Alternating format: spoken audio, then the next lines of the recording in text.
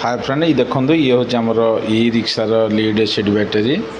जदि आपणकर गाड़ी बहुत दिन पर्यंत व्यवहार नक रही जाइए तेरे आपण गाड़ी हुए तो समस्या निश्चित भाव में देखा दे पारे जदि आप गाड़ी में एभली समस्या के देखा दिए तेज निश्चित हो जातु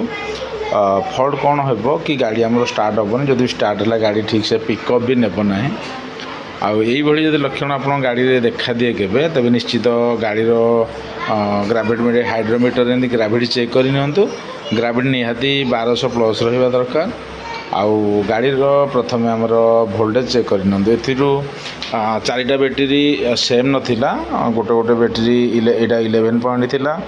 यहाँ 12 पॉइंट गोटे 12 पॉइंट थिला आउ ये गुड़िक सब कोड़ा 8 वोल्ट से 7 पॉइंट थिला ये 9 वोल्ट 7 पॉइंट थिला माने पूरा डीप डिस्चार्ज हो जाता कहले चले बहुत दिन गाड़ी 6 मास रु 8 मास है गाड़ी गोटे जगह रही जाता यूज हो ना तेणुक यहीटार सल्यूसन आम पाखे गोटे अच्छी देखूँ लुमिनियस बूस्ट चार्जर जोटा कि 15 एम्पियर आम चार्ज कराऊँगी से जिमिता जिते डेट बैटेरी हेले भी आम पाखे तो 100% सियोर जे बैटेरी एक्टिव होउची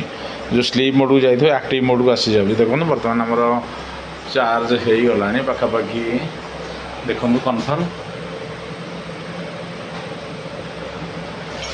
13.5 बर्तमान कट ऑफ वोल्टेज पाखापाखि गलानी हेरी यहाँ आमर जेहेतु पूरा स्मार्ट चार्जर अच्छे आउ जे जिते आमर बैटेरी सफिशिएंट चार्ज हो से बर्तमान आमर कट ऑफ देदेव तेणुक मुझे जनईदेक चाहूँगी आपड़ी लीड एसिड गाड़ी रखिंट ई रिक्सार तेज नियमित भाव में आमर ये डिस्टिल वाटर 15 दिन 20 दिन भितर चेक करूँ आमर टर्मिनाल गुड़िक कार्बन अच्छी कि ना सदा चेक करुवे कहीं जदि आमर टर्मिनाल कार्बन हुए तेरे आमर चार्ज आउ डिस्चार्ज ठीक से हो पारे ना जोटा कि बैटेरी उपर समस्या सृष्टि करे आउ गाड़ी मत स्मूथली चली पारे ना तेणुक आमर सदाबले जेहेतु बैटेरी रिलेटेड वेहिकल अच्छी आम बैटेरी की सदा सर्वदा ध्यान देवा आवश्यक तार जत्न भी नेबा आवश्यक ठीक अच्छे देखूँ जदि आप असुविधा हुए